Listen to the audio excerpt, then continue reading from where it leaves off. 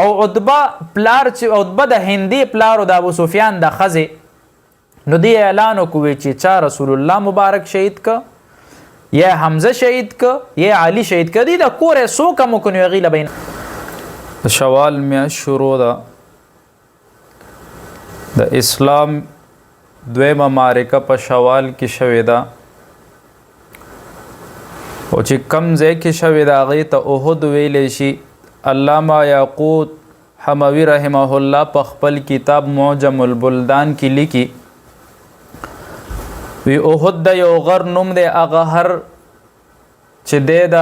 مسجد نبوي نږدې دی او د سور رنګ کې غر دی او وی د شمال طرف ته 1 میل فاصله تقریبا 3 کیلومیټره کې دی په شار شهدا روډ باندې او وی دا هغه یو معرکه ده چې په دې کې حضرت حمزه رضی الله تعالی عنہ او یا نور صحابه کرام شهیدان شوي او د رسول الله مبارک غاخ مبارک پکې شهید شوی مخ زخمی شوی دی شونډې مبارکې زخمی شوی دی او ای په دې کې یو جنگله شانت ده چې په هغې کې 3 صحابه کرام دفن دي چې هغې کې حمزه رضی الله تعالی عنہ مصعب ابن عمر او عبدالله ابن جحش رضی الله تعالی عنہ دفن دي او ای په دې کې ډېر ښایسته د دې هغه مقبرې نه یو عجیبه د مشک و عنبر و خوشبویي راځي او ای په دې کې وی یو وړوکی شانتې غر دی دې ته جبل رمات وایي چې هغې باندې د باران اوبه راتلو سره هغه وړوکی شوی دی. په حدیثو کې د احد د غر ډېر زیات فضیلت راځي. نبی کریم صلی الله علیه و آله وسلم ارشاد فرمایلو وی دا احد ما سره مینه کوي او زه دې سره مینه کوم. او په یو حدیث کې راځي نبی کریم صلی الله علیه و آله وسلم فرمای وی کله چې تاسو لاړ شئ د احد ته نو وی د دې میوه وخورئ که د دې میوه وي او که د دې میوه نه وي نو د دې ډانډې یا د دې پاڼې راوالي هغه په خپل غاښونو کې وچوپئ چکونه پې ولګوئ دا د محبت علامت دی دې سره چې رسول الله مبارک دې سره محبت کړی دی. او د احد غر ته چې ګورې د الله یو تجلی په دې پرته د یو خائص پې پروت دی که د شپې م ګورې هم دله مزه درکوي او که د ورځې ګورې هم دله مزه درکوي یو عجیبه شانتې نورانیت په دې الله خپل ایښی دی. د شهدای احد باره کې راځي د دې ډېر زیات فضیلت دی. په حدیث کې راځي حضرت جابر رضی الله تعالی عنہ فرمایي وی نبی کریم صلی الله علیه و آله وسلم به فرمایل وی کاش وی کچرته مالا د شهادت مرګ راتلی چې هغه په احد کې راغلی وی چې هغه شهداو سره زم هلته پروت وی. او په یو روایت کې راځي حضرت جابر رضی الله تعالی عنہ فرمایي وی یو ځل ما ته خپل پلار وی چې کله د دې احد شپه وه وی ما ته معلومیږي چې په دې کې زه شهید کیږم او ټولو کې اولنی شهید به زه یم خو وی زه چې کله شهید شم نو په ماله قرض دی هغه ادا کا او د اهل او عیال خیال ساته او دې نه پس ته وی زه وایم چې زه اول شهید شم الله او د هغه رسول ته ټولو کې زیات زه نږدې شم وی چې کله جنگ وشو وی ټولو کې اول شهید زما پلارو. نو عبدالله ابن زبیر جابر رضی الله تعالی عنہ فرمایي وی یو ځل زه ناستم وی غمګینم نو وی رسول الله مبارک راته وی چې ولې غمګینې وی ما ورته وی چې پلار خو مې شهید شو وی ما ته ډېر شی قرضم پرېښو اهل و عیال م راته پرېښه راته وی الله ټولو شهداو سره د پردې نه اخوا خبرې کړي دي او کله چې ستا د پلار نمبر راغو نو الله ټولې پردې لرې کو مخامخ ورسره ملاقات وکړو ورته وی څه غواړې چې دله درکم نو وی ستا پلار څه ارمان وکړو تا ته پته شته وی ستا پلار دا ارمان وکړو چې یا الله زه خو شهید شوی یم ما له دوباره زندګي راکړه چې زه لاړ شم او بیا ستا لاره کې شهید شم. نو الله ورته وی ما په دنیا کې تاسو ته ارشاد فرمایلی دی چې کم سړی یو ځل وفات شي هغه واپس بیا دنیا ته نشي تلی نو الله دومره لویه مرتبه هغې له ورکړې ده. حضرت جابر رضی الله تعالی عنہ فرمایي وی د معاویه صاحب دور چې کله راغی نو هغه اعلان وکړو وی دلته زه د اوبو یو نیر جوړوم وی چې د چا کم شهدا دي هغه ته نه وکاږئ وی خلک لاړ خپل شهیدان د احد والا راویسته نو وی ما چې خپل پلار راوستو وی هغه شانتې تازه چې څنګه تا وی کده پرون یا بل شپه شهید شوی دی. او په دې کې یو صحابي عمر ابن جموح رضی الله تعالی عنہ وی د په خپل زخم باندې لاس پروت وی چې لاس هم تنه لري کوی اک شانتې وینه تیرا شروع شته کده اوس زخمی شوی دی. او کودال والی هغې سره د حضرت حمزه رضی الله تعالی عنہ وی خپه مبارک ولګېده او هغه داسې زخمی شو چې ته وې که دې نه د تازه وینې چینې روانې دي نو د دې نه دا معلومیږي چې شهدا هغې ژوندي وي او الله تبارک وتعالی هغې باندې خوراکونه کوي. په یو حدیث کې راځي وی چې کله د احد شهدا هغې شهیدان شون وي الله د دې د روحونه وي د جنت په پرندو کې واچول او دې خوراک سکاکم کوي ارچ سره یو پنجره ده په هغې کې هغې لاړ شي بیا هلته یې ساریږي. نو الله دی لوی مقام ورکړی دی. د احد د معرکې اصل وجه دا و چې په بدر کې ډېر لوی ابو جهل او دا شانتې نور او دبا دی په دې کې مرداران شو. ابو سفیان اعلان وکړو وی خلق به نه جاړي وي که چا وجړل ښه خبره به نه او موږ به خپل غم نه ښایو دې ته وی دې سره به مسلمانان تکړه شي او وی راځئ وی موږ د دې نه بدل اخلو چې وخت تېرېده درېیمه هجرۍ کې هغې راووته په مسلمانانو باندې د حملې کولو هغه کوشش یې وکړو چې کله دې راوځي صفوان بن امیه وی وی داسې نه ده وی مونږ چې زوی مونږ به ځان سره خپلې ښځې بوزو وی اول به زه خپله ښځه بوزم وی چې هلته مونږ کې غیرت راځي مونږ واپس ته میدان نه تښتو یا به مونږ شهیدان کیږو یا به مونږ دی مسلمانان وجنو. نو دې سره 15 نور د مشرکینو ښځې را روانې کې تاریخ لیکي. علامه زرقاني رحمه الله فرمایي په دې 15 کې صرف یو بیا کافره پاتې شو نورې ټولې مسلمانې شوې. نو دا ښځې دي ځان سره راویستې دې له به غیرت ورکولو او ځان سره په دې کې را شاملې کې چې کله دې راووته عبدالله ابن حضرت عباس رضی الله تعالی عنہ د رسول الله مبارک تره د یو کس له یو خط ورکو او ورته وی دا به ته تیزی سره رسول الله مبارک له رسې په 3 ورځو کې هغه سړي رسول الله مبارک له خط راورسولو هغه په مسجد قبا کې ناستې ورته وی یا رسول الله وی ابو سفیان قافلې سره را روان دی 3000 کسان 3000 اوښان 200 اسونه دي ورسره او ټولو سره ناشنا اسلحه او زیرپوش کسان ورسره را روان دي په تا باندې حمله کوي. نبی کریم صلی الله علیه و آله وسلم ته چې خبره رسي نو هغه هلته دا خبره مخفي او پټه وساتله چې خبره پټه ساتي چاته ونه کو نو صحابه سره په مزه صحابه کرامو سره هغې مشورې شروع کی چې یاره د دې اسارول کو چې دی په کومه طریقه راځي صحابه کرامو سره هلته مشورې وکړي. نو بعضې مشوره داسې ورکړه چې یاره موږ دلته کې حمله کوو ځکه که چېرته دی راننوځي دننه حرم ته او مدینې ته راننوځي که زموږ نه پاتې شي نو ښځې به هم پرې ګزارونه کوي او بعضې صحابه ووایي نه مونږ به دې ته خپل جرت ښایو بیا به دې وایي چې په کور باندې پاتې شوي دي او مونږ به وله ورځو هلته به مقابلې کوو که د اسونو وي په اسونو باندې کوو که په مخامخ وي په مخامخ به ورسره مقابله کوو خو مونږ هلته ورځو. دکه رسول الله مبارک خوښه کا او عبدالله ابن ابي ابي دا چې کم منافقو نو دا بله رای و 300 کسانو دی دلته ایثار شو. نو دا مشرکین چې کله هلته نه را روانو مقام رابغ ته کله را رسي نو ابو سفیان ته پته ولګېده چې رسول الله مبارک له چا خبر ورکړی دی چې مسلمانان د بیدار شي وی ځکه وی چې په تا باندې کافران حمله کوي. دی خپل تدبیرات شروع کو وی که چرته په کورنو باندې وینو وی کورنو ته به وله ورشو وی که کورنو کې پټ شو فصلونه به وله غر کو که قیله بند شو نو مونږ بیا هم نه پرېږدو مونږ مضبوط یو د دې دومره زړور دی راغلي.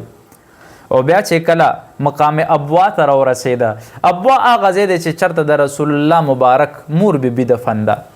نو په دې کې ډېر راغونډ شو نو دی باندې هغه یره پرېوته چې دې ته خو پته ولګېده او مسلمانان چې هغه وخت کې وي مونږ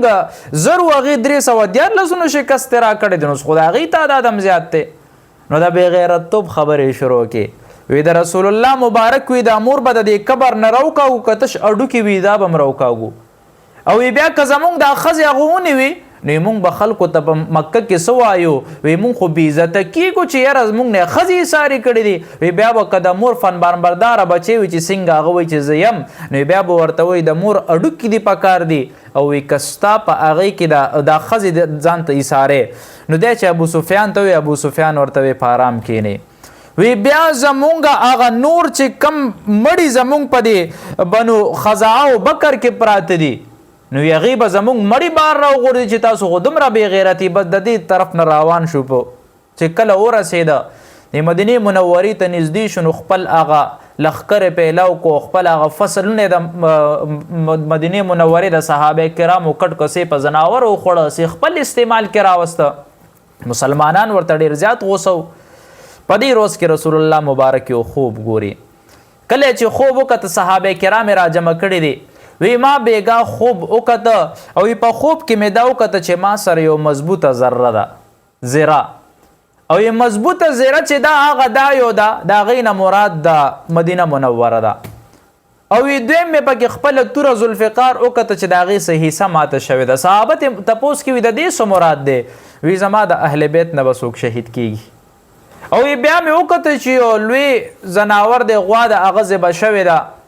نو د دې نه څه مراد دی صحابه وی زما ډېر شي صحابه به شهیدان کیږي صحابو چې دا ولولې واورېدې د هغې جوش نور ډېر زیات شو صحابو کې د ایمان یو جذبه پرته وه هغې وی شهیدان کیږي به د الله لاره ده د په دې خو لوی مقام ملاویږي نو صحابه کرام چې کله رسول الله مبارک سر را روان شو په لاره کې یو مسجد راځي مسجد شیخین ورته وی په دې کې پړاو واچوله رسول الله مبارک هم زیره وتړله د هغه وخت چې کومه اسلحه ورسره وه ټوله رسول الله مبارک سره موجوده وه نو په دې کې د صحابه کرامو انتخاب کېده چې کم واړه واړو لکه عبدالله ابن عمر دا شانتې نور صحابه کرام هغې واپس که په دې کې یو دوه واړه صحابه و یو سموره ابن جندب و یو رافع ابن خدیج رضی الله تعالی عنهما نو رافع ابن خدیج خو په دې خپلو ګوتو باندې ودرېدو سټ داسې اوږد کو چې زه خو مشر یم په دې کې نو رسول الله مبارک ته د انتخاب وکړو راځه ته م را سره جنګ کې شریک شه بل څه هم شفارس وکړو دا ډېر ښه تیرانداز دی هغه وی زه ټیک ته وي ته هم شامل شه سموره ابن جندب صاحب پلار ته وایي چې ابا جانه ګوره وی رافع پکې واغېستو او وی زه خو د ده نه زیات تکړه یم رسول الله مبارک ته ته ولې نه وې وی ته م ورته ووایه چې ما هم واخلي او وی که دله زه په مقابله باندې ورشم وی دې زه راغورځولی شم چې رسول الله مبارک ته وی هغه ورته وی چې ورشه دواړه خپلو کې مقابله وکړو مکه شانتې سموره ابن جندب رضی الله تعالی عنه رافع رضی الله تعالی عنه راوغورځولو وی ده ته هم پکې شامل شه نو هغې هم په جنګ کې ځان سره شامل که هغه تدبیر روانو چې کله مخکې تله نو صحابه کرام حضرت بلال رضی الله تعالی عنه ته رسول الله مبارک وی روان شه چې کله روان شو نور د لارې چې کم مخصوص صحابه کرامو چې هغې ته لارې معلومې وي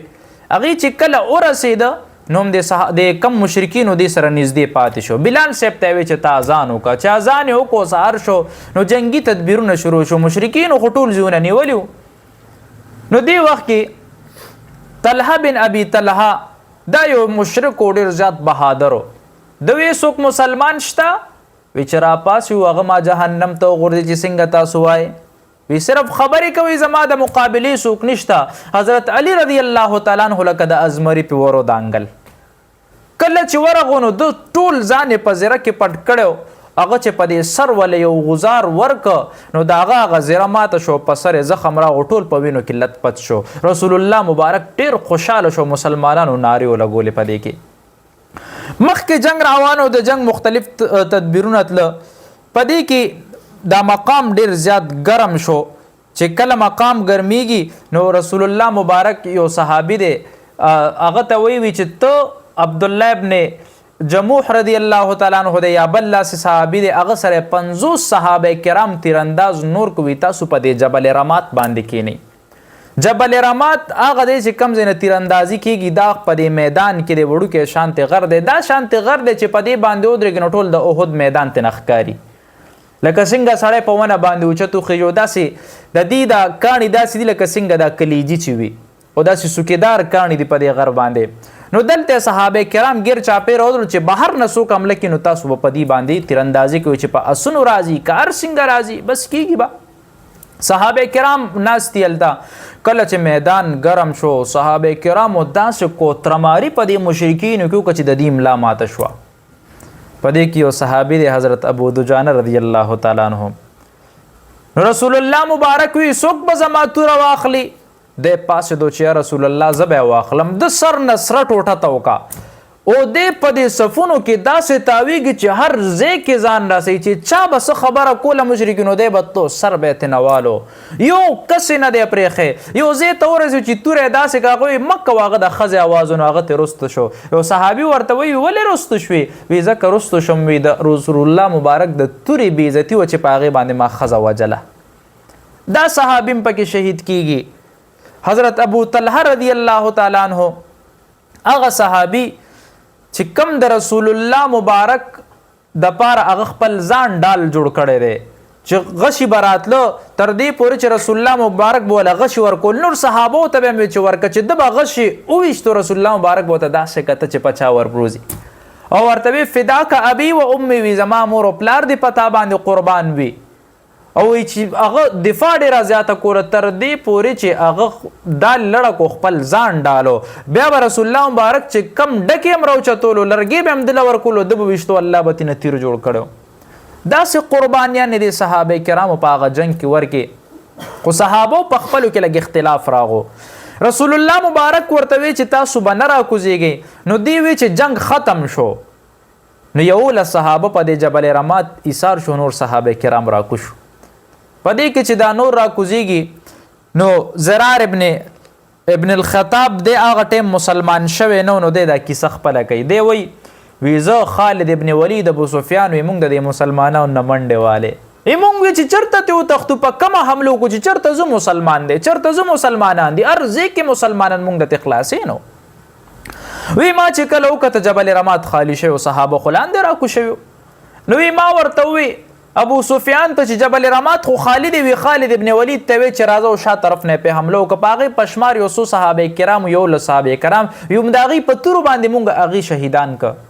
او بیا چې مونږ لاندې راغو نو مسلمانانو کې کوترماري شروع کوي ډېر شی مسلمانان دی وایي چې لس صحابه کرام خو ما شهیدان کړي دي هغه ټایم لا مسلمان نو خو د انصارو جرت ته مې سلام دی ټولو ته اواز کوي چې دې طرف نه راځي دې طرف نه نو بیا هم هغه ماته ګوډی رایوځی کوي مونږ په اسونو باندې سواره هغه په ځمکو مونږ سره یې مقابلې کولې دومره جرت د صحابه کرامو او هغې چې کله مونږ ته راورسېده نو بیا زمونږ هم لا ماته کا وی ټول یو طرف نه رایوځی شو په دې وخت کې یو عبدالله ابن شهاب زهري دا یو عجیبه شانتی سړی یو کافر دی نو د आवाज التنو کو د مسلمانانو جرت خو ډېر عجیبه ښکلی جرت یو شاعر وی مومن ہے بہادر ہے مجاہد ہے نہ ڈر ہے اسلام کی عظمت کے لیے سینه سپر ہے چې لکه مومن دی مجاهد هم دی دې کې ډېر امره نشته د اسلام د طاقت دپاره هغې ډېر زیات طاقتور دي نو دا یو کس اواز وکړي رسول الله مبارک شهید شو ځکه چې دا عبدالله ابن شهاب زهري د کاڼې راواغستو رسول الله مبارک دومره تیز وویشتو چې د رسول الله مبارک غاښ مبارک مات شو بل کس راغو هغه م وویشتو د هغه م څلور کسانو دي یو ورته کنده وکنه رسول الله مبارک چې راپرېوته ګوډی هم زخمي شوه په هغې کې د هغه زخم تابې راونړو هلته بېهوشه شو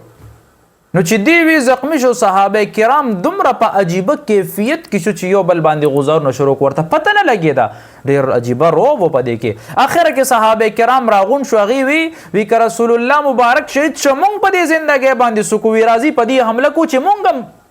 ځان قربان کو د الله په لار کې نو دا صحابه کرام ورغه جنگ شروع کو په دې کې چې وکړه رسول الله مبارک سترګې کولو کې نو ابو طلحه رضی الله تعالی عنہ لاس ورکو حضرت ابوبکر صدیق صاحب لاس ورکو علي صاحب لاس ورکو چې وکړه رسول الله مبارک نبی نه روان وي غاښ مبارک شهیدان شوي وغیره اوچت کو التنا رسول الله مبارک اعلان کی التا ټول صحابه تینا راجم شو صحابه بیا دوباره تازه شو چې د الله رسول خو الحمدلله ژوندی دی شهید شوی نه دی نو ډېر لوی نقصان مسلمانانو ته په دې جنگ کې رسېدلی دی ډېره لویه معرکه وه په دې کې یو کافر دی سردار دی ابی بن خلف دی چې هلته نه را روان شو نو د وی زه به دا رسول الله مبارک نه پرېږدم دی به زه وجنم دی را روان دی په دې کې مصعب ابن عمیر صاحب وله مخې ته ورځي غریبي هم شهید که صحابي دی هغه د حمزه رضی الله تعالی عنه سره اوس هم په دې احد په دې میدان کې دفن دی نو دی هغه چې کله شهید کو نو وی اوس به دې رانه څوک ساتي رسول الله مبارک ته وی صحابه وی یا رسول الله دې مونږ ایثاره وی را پرېږدې دی ماته چا نیزه واغسته رسول الله مبارک و نښی ورته سمه که معمولي دې مری سره وو چې څنګه دې مری سره معمولي وو نو د چغې کې وی سوځم اور راکې بل شو وتښتېده چې کم د مرګري او ورته وی دومره کړته کې وی دا خو یو معمولی شانته زخم دی وی نه کنه وی رسول الله مبارک ویلو چې دی بزو وجنم وی دینه بزما مرګ راځي چغې والم چې د دینه مردارم شو پکې حدیث کې راځي رسول الله مبارک وی په دنیا کې بدترین سړی هغه یو دی هغه ته به سخت عذاب ورکړی کېږي وی چې کم سړی نبی قتل کړي یا نبی کم سړی قتل کړي په هغه کې د ابی بن خلف مو نو دا جنگ دا سلسله داسې جاری و هغه پکې لاړه په دې کې یو سید الشهدا ورته ویل کېږي حضرت حمزه رضی الله تعالی عنہ ډیر بهادر صحابي د رسول الله مبارک تر په بدر کې ځان پسې د شتر مرغ وزرې تړلې و منډه به والا هر چاته به ځان رسولو مشرکین به تختیده چې د سره مونږ سوکو دنه به مونږ څنګه ځان خلاصو بهادرو ډیر عجیب بهادر د عتبه مردار کړو نو د حارث لور او عتبه پلار چې عتبه د هندي پلار او د ابو سفیان د خزه نو دی اعلان وکوي چې چا رسول الله مبارک شهید ک یا حمزه شهید ک یا علی شهید ک دی د کورې سو کم کو غیله بین عام ورکو نو وحشیو د دی غلام د دی حارث د لور نو دا وی کتا چرته د دین سوک شهیدان کو نو تا بز آزادوم لکه دی داسو اجرتی قاتل جنگ ل نو راغله صرف دی ل راغله چیرې دی کې سوک شهیدان کم چیز په آزاد شم او د دی وحشی د نیزه نه خړې را خطرناک و د بچ چاته د نیزه نه خواغست غزار به په کو نه به خطا کېدنه نو دی را روان شو په دی جنگ کې د کته رسول الله مبارک له خو رسیدې نشو او حمزه رضی الله تعالی عنہ د غستر کې د ازمری وي دوړې په پرتی وي په دې میدان کې چې کم مشرک به مخې ته راتلو حمله به په کوله سر به تلری کولو چې کم به په اس باندې مسورو د په خپم غزار به ته کو نه خپې به ته کټ کې اسنه به ول خپې کټ کې دومره بهادر او حضرت حمزه رضی الله تعالی عنہ چې د بهادرې د وجه نسترګې لکه د ازمری وي هغه ته مخامخ کتیم ورته نشو الله یو جبر روب ورکړ وغلا نو هغه چې کله دا میدان ګرم دی پدې کې نو دا وحشي وي زه پټ پټ ګرځیدم چې حضرت علی صاحب چرته دی خو پکې شهید کم یا غراته ملو نشو نو دا حضرت حمزه رضی الله تعالی عنہ په د چا حمله وکړه د پښاته وکړه نو دی خو بچ نو هغه مشرک شهید مردار ک حمزه رضی الله تعالی عنہ بچ ته نو ما د ونی د شاته کته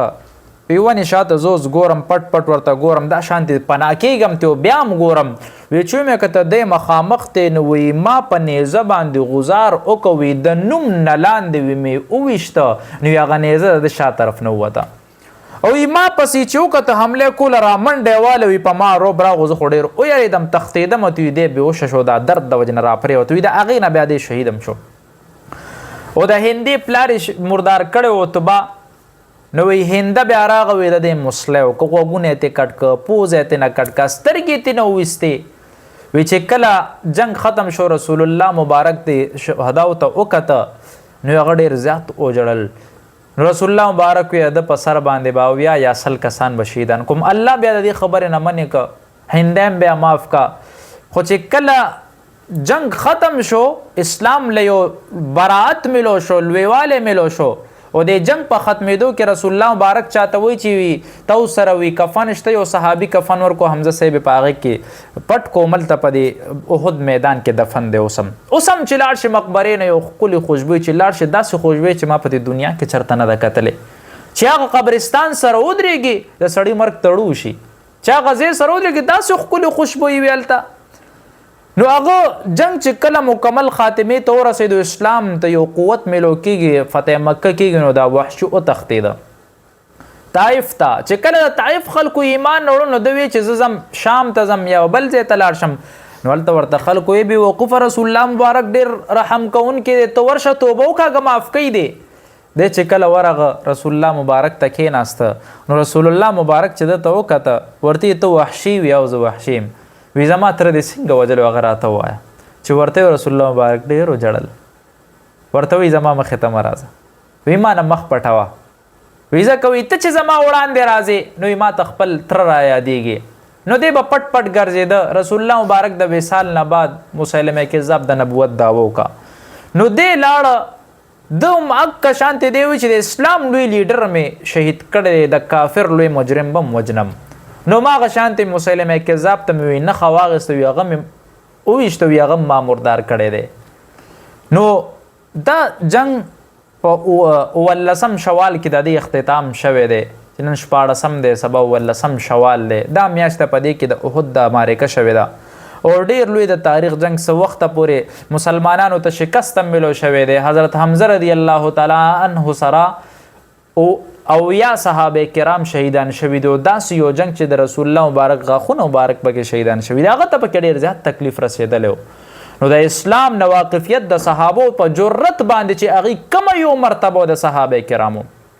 د هغې کم یو مقام او کم یو رفعت مونږ ستړي په دې باندې شو چې دنیا به څنګه ګټو، په دنیا کې به زمونږ پوزیشن څنګه جوړیږي او په دنیا کې به مونږ بل سړی څنګه ښکته کوو. هغې وی چې ځان به څنګه قربانو چې الله دین بلند شي، د الله دین ته رفعت ملو شي، رسول الله مبارک څنګه خوشحاله کو، الله څنګه خوشحاله کو. هغه دی نن د هغې نومونه م یادېږي او خلک ځي د هغې د قبرونو زیارتونه کوي او هغې ته یو سکون او تسکین ملاویږي. او چې کله هغه مقام ته ورسې نو هغه مقام کې تا ته یو داسې خوشګواري محسوسیږي او تا ته هغه کیفیات راځي چې یاره دا وګوره په دې ځمکه باندې دا هغه ځمکې دي چې نه پې چېرته ونه شته، نه پې بوټی شته، نه پکې سوری شته او په دې کې صحابه کرامو ځانونه قربان کړي دي او خلک د هغې زیارتونه له ځي. ولې چې د اسلام د بلندۍ دپاره هغه خلک لګیا. الله تبارک وتعالی د دې شهداو درجات بلند کړي. الله دې موږ له په دین اسلام باندې عمل کولو توفیق را نصیب کړي.